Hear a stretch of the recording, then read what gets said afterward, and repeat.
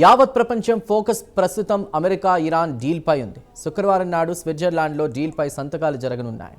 అయితే ఈ డీల్లో ముఖ్యాంశాల విషయానికి వస్తే ప్రధానంగా విదేశీ బ్యాంకుల్లో ఉన్న ఇరాన్ ఆస్తులను విడుదల చేయడం, ఇరాన్ అణ్వాయుధాలను తయారు చేస్తోందని చెప్పి అమెరికాతో పాటు పాశ్చాత్య దేశాలు ఇరాన్పై ఆంక్షలు విధించిన విషయం తెలిసిందే. ఇక డీల్లో భాగంగా ట్రంప్ స్తంభించిన ఇరాన్కు ఆస్తులను విడుదల చేయడానికి అంగీకరించారు. మరి ఇరాన్ డబ్బు ఏ దేశాల్లో ఎంత మొత్తం ఉంది, తదితర అంశాలకు సంబంధించి మరింత సమాచారాన్ని ఇప్పుడు తెలుసుకుందాం.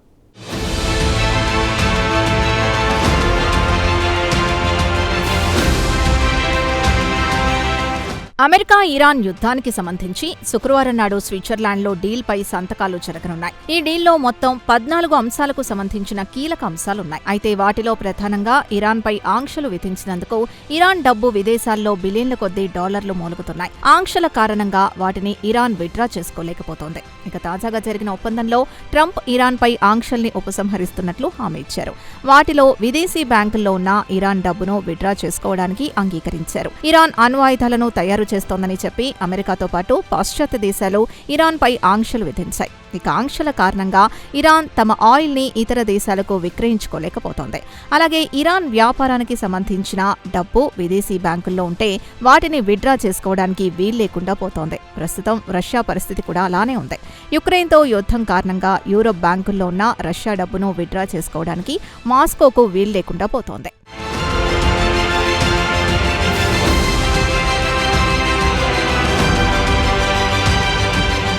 ప్రస్తుతం గ్లోబల్ హాట్ టాపిక్ మాత్రం విదేశీ బ్యాంకుల్లో ఉన్న డబ్బును ఇరాన్కు అప్పగించడం కీలక అంశంగా మారింది. అయితే గత కొన్ని సంవత్సరాల నుంచి ఇరాన్ విదేశీ బ్యాంకుల్లో ఉన్న తమ డబ్బును విత్డ్రా చేయడానికి విఫల యత్నం చేసింది. ఇక తాజాగా అమెరికా డీల్తో కాస్త ఉపశమనం లభించే అవకాశాలు కనిపిస్తున్నాయి. వాల్ స్ట్రీట్ జర్నల్ సమాచారం ప్రకారం ఇరాన్ అధికారులు విదేశీ బ్యాంకుల్లో ఉన్న తమ సొమ్ములో కనీసం $24 బిలియన్ విత్డ్రా చేసుకోవడానికి అనుమతించాలని గట్టిగా కోరుతున్నాయి. ఇక అమెరికాతో పాటు పాశ్చాత్య దేశాల ఆంక్షల వల్ల గత కొన్ని సంవత్సరాల నుంచి ఇరాన్ ఆర్థికంగా చితికిపోయింది.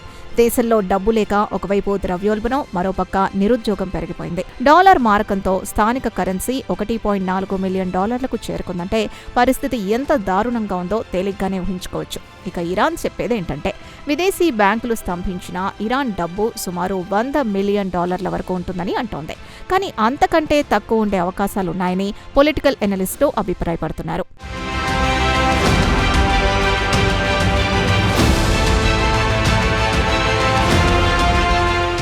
ఇక ఇరాన్కు అమెరికాకు మధ్య కుదిరిన తాత్కాలిక ఒప్పందంలో భాగంగా తక్షణమే విదేశీ బ్యాంకుల్లో ఉన్న ఇరాన్ ఆస్తుల్ని విడుదల చేయించడంతో పాటు ఇరాన్ ఆయిల్ గ్లోబల్ మార్కెట్లో విక్రయించుకోవడానికి అనుమతించడం, దీనికి బదులుగా ఇరాన్ హోర్ముజ్ జలసంధిని తెరవడం, అలాగే అణుశుద్ధితో పాటు అణ్వాయుధాల జోలికి పోకుండా ఉండటం, ఇవన్నీ టెహ్రాన్ సక్రమంగా అమలు చేస్తే మరిన్ని ఆంక్షల్ని సడలించడానికి వాషింగ్టన్ సిద్ధంగా ఉందని తెలిపింది. మరి స్తంభించిన ఇరాన్ ఆస్తులు ఎక్కడెక్కడ ఉన్నాయంటే వాల్ స్ట్రీట్ జర్నల్ సమాచారం ప్రకారం ఇరాన్కు సంబంధించి పెద్ద మొత్తంలో డబ్బు చైనా వద్ద ఉన్నాయని చెబుతున్నారు. దీనికి కారణం కూడా లేకపోలేదు. ఎందుకంటే ఆంక్షల కారణంగా ఇరాన్ తమ ఆయిల్ ని బహిరంగ మార్కెట్లో విక్రయించుకోలేకపోతోంది. ఇక ఇరాన్కున్న అతిపెద్ద క్లయింట్ చైనా పెద్ద మొత్తంలో ఇరాన్ ఆయిల్ కొనుగోలు చేస్తోంది. ఇక ఇరాన్ డబ్బు చైనా వద్ద సుమారు $20 బిలియన్ నుంచి $50 బిలియన్ వరకు ఉండవచ్చని వాల్ స్ట్రీట్ అంచనా వేసింది.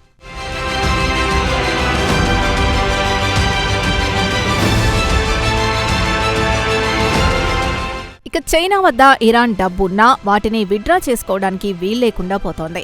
దీనికి కారణం గ్లోబల్ ఆయిల్ ట్రాన్సాక్షన్ అంతా అమెరికా డాలర్లలోనే జరుగుతోంది. కాబట్టి వాషింగ్టన్ ఇతర దేశాలకు చెందిన బ్యాంకులు, ఫినాన్షియల్ ఇన్స్టిట్యూట్లను ఇరాన్కు చెల్లింపుల్ని బ్లాక్ చేయాలని ఒత్తిడి పెంచుతూ ఉంటాయి. దీంతో ఇరాన్ తమ డబ్బును విత్డ్రా చేయలేకపోవడంతో గత్యంతరం లేక చైనా నుంచి తమకు కావాల్సిన వస్తువులు, యంత్రాల్ని కొనుగోలు చేస్తోంది.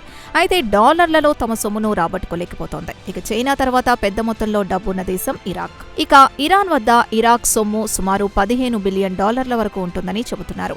ఇరానియన్ కంపెనీల నుంచి ఎలక్ట్రిసిటీ, సహజ వాయువును ఇరాక్ కొనుగోలు చేసింది.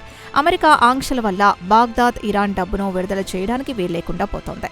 ఇక మన ఇండియాతో పాటు దక్షిణ కొరియాలో కూడా ఇరాన్ డబ్బు పుష్కలంగా ఉంది. ఇండియా, దక్షిణ కొరియా వద్ద సుమారు $7 బిలియన్ వరకు ఉండవచ్చునని వాల్ స్ట్రీట్ జర్నల్ అంచనా వేసింది.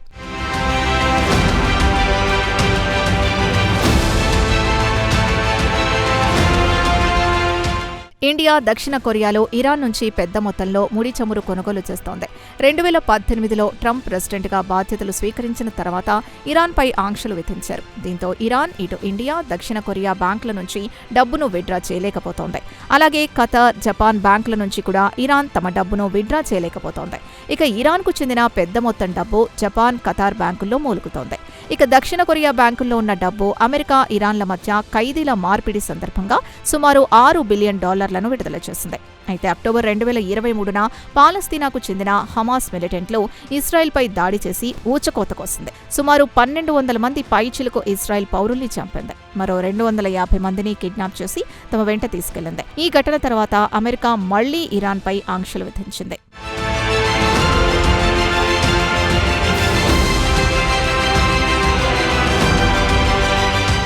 ఇక చిన్న మొత్తాలు అంటే $1.5 బిలియన్ వరకు జపాన్లో ఉండవచ్చునని చెబుతున్నారు. అలాగే యూరప్తో పాటు అమెరికాలో కూడా కొంత డబ్బు ఉంది. యూరోపియన్ దేశాలైన లగ్సెంబర్గ్లో సుమారు $1.6 బిలియన్, అమెరికా వద్ద సుమారు $2 బిలియన్ వరకు ఉండవచ్చునని వాల్ స్ట్రీట్ వెల్లడించింది. అయితే యూఏఈ కూడా తమ బ్యాంకుల్లో ఉన్న డబ్బు ఇరాన్కి ఇవ్వడానికి అంగీకరించింది. దీనికి కారణం కూడా లేకపోలేదు. గల్ఫ్ దేశాలు అమెరికాకు సన్నిహితంగా ఉంటాయి. దీంతో ఇరాన్ ఆగ్రహంతో గల్ఫ్ దేశాలపై దండయాత్ర చేయడం మొదలుపెట్టాయి. ఈ యుద్ధంలో యూఏఈకి చెందిన దుబాయ్ దారుణంగా నష్టపోయింది.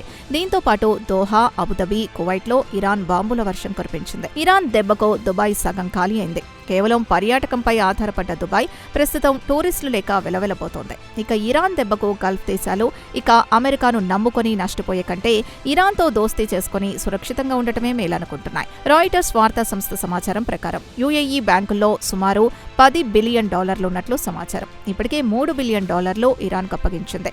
అయితే ఇరాన్ అధికారులు మాత్రం తమ డబ్బు యూఏఈ వద్ద సుమారు $20 బిలియన్ వరకు ఉన్నట్టు చెబుతున్నారు. దీనికి సంబంధించి సుమారు $3 బిలియన్ తమకు అప్పగించింది. ఇక తమపై దాడులు చేయరాదని గల్ఫ్ దేశాల్లో ఇరాన్ను వేడుకున్నాయని, దానికి ఇరాన్ కూడా అంగీకరించిందని చెబుతున్నారు.